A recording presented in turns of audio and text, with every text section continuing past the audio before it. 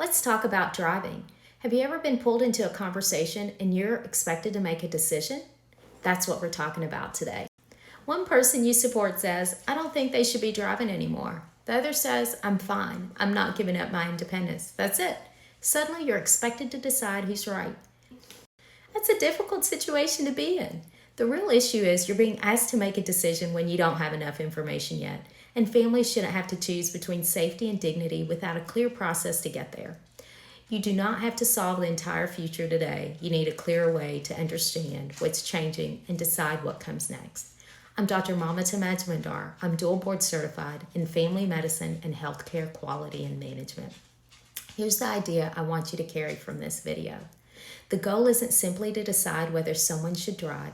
The goal is to help them remain safe, mobile, connected, and involved in their own life. Here's where to begin. Step 1. Understand what driving protects. Before anything else, where does this person actually go? What roles do they still maintain because they can get themselves there? What would they fear losing most if that stopped? Driving is rarely only about transportation. It may represent freedom, contribution, privacy, connection, and the ability to keep living life on their own terms. That's what makes this disagreement so hard. One person may be trying to protect safety or their own anxiety or fear. The other may be trying to protect a life they still recognize as their own. Neither one is an obstacle. Step 2. Gather specific observations. Something seems different. It's worth paying attention to. It isn't enough to build a decision on. Ask for specific observations. Has there been a crash or near miss? New dents or scrapes? Getting lost on a familiar route? Missing a stop sign? Drifting out a lane? Missing turns? Merging difficulty in heavy traffic? Is there unusual confusion or exhaustion during a familiar trip? Write it down. It's information. The route, conditions during that day, what happened. For example, last Tuesday, if they missed an entrance where they go to an office that they've used for years and they needed repeated instructions to get there, that's a clear guidance for you to take a listen to. You want to think about what were the driving conditions that day? Had they gotten enough sleep? All of those specifics matter more than the worry itself. I think often about a family who had a scare a couple of years ago on a long night drive home. They were worried about the dark roads, and they agreed that the less confident driver would follow the other's car. In a packed, dark parking lot, he lost sight of her taillights and did the only thing that made sense to him. He kept driving. He'd figure out they'd meet there. She stayed exactly where the plan they said to be, in the parking lot. She waited. Phones were quiet. He made it all the way home. He was never actually lost. What happened was, basically, both of them had their cell phones.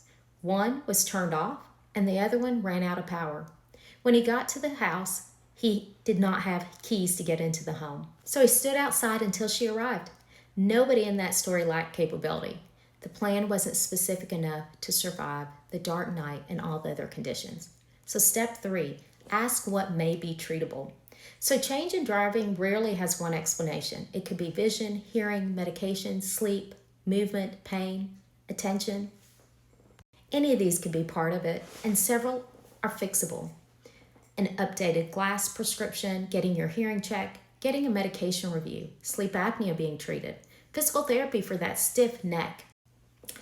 The sharper question to bring to the family and the clinician is not, should this person stop driving, yes or no? It's, what might be contributing and what can we address first? Step 4, find the right level of support. Treatment, agreed limits, a professional evaluation, or a transition away from driving. Sometimes the answer isn't really binary. Some families land on driving only during daytime, familiar routes, no highways, staying close to home. When the picture is still unclear, a comprehensive driving evaluation.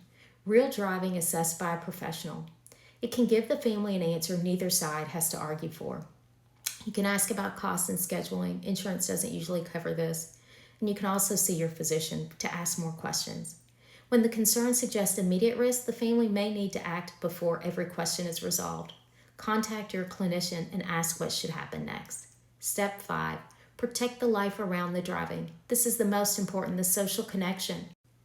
How will they keep seeing their friends, attending worship, getting to appointments, contributing to the family, choosing where they go? Write down every place they typically go in a month and build a plan across several people and services so one person doesn't have to absorb every trip. Driving cessation is linked to roughly double the odds of depressive symptoms in the person who stops. That's exactly why this plan starts with what driving protects, not just what it risks. Now, the big thing, how to have a family conversation.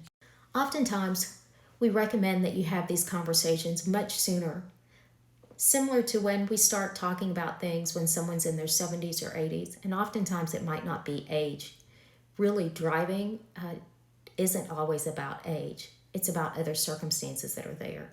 But if you haven't had that talk to think about it, to plan ahead, now's the time. The structure of the conversation matters more than finding perfect words. Don't start during an argument. Don't do it when someone's driving or with a large group confronting one person. Pick one person to start it. Use one or two specific examples. Bring them in the conversation and ask and listen.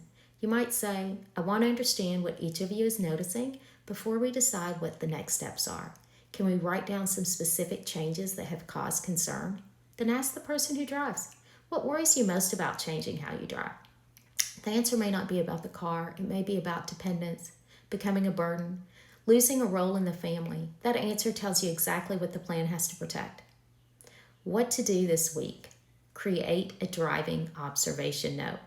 2 columns, what someone directly observed, what we still need to know. Skip they're too old, they're unsafe, they're fine. Write down specific event, date, route, conditions, what happened. Bring that to the person and their clinician. You may not be able to settle every disagreement today. You can help your family take the next right step. Start with what's actually being observed. Ask what may be treatable. Bring better information to the clinician. Begin building a mobility plan that protects the places, people, and routines that make life meaningful. Supporting someone doesn't always mean deciding for them. Sometimes it means creating the conditions for a safer, clearer, more confident decision with them. If you're watching someone change and trying to decide where to begin, subscribe.